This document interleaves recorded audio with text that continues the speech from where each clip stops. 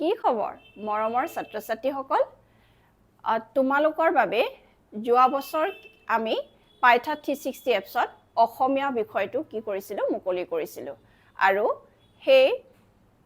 প্ৰথম বৰ্ষৰ যিটো সফলতা তাৰ কাৰণে আজি আমি খুবেই গৌৰৱান্বিত আৰু আমাৰ পাইথা 360 এপছৰ জৰিয়তে যিসকল ছাত্ৰ-ছাত্ৰীয়ে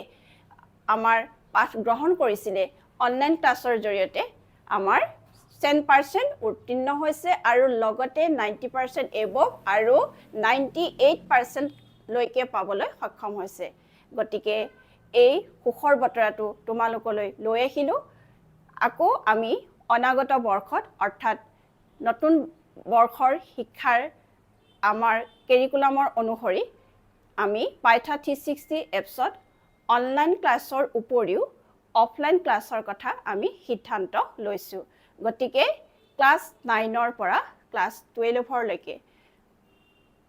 CBSE আৰু সেবা দুইটা আমি কি কৰিব বিচাৰিছোঁ পাঠদান ইয়াত প্ৰদান কৰিবলৈ সিদ্ধান্ত লৈছোঁ আৰু তোমালোকে খুব সোনকালে জয়েন হোৱা আৰু লগতে অফলাইন ক্লাছটো আমি 2 মে' তাৰিখৰ পৰা কৰিম বুলি সিদ্ধান্ত লৈছোঁ ধন্যবাদ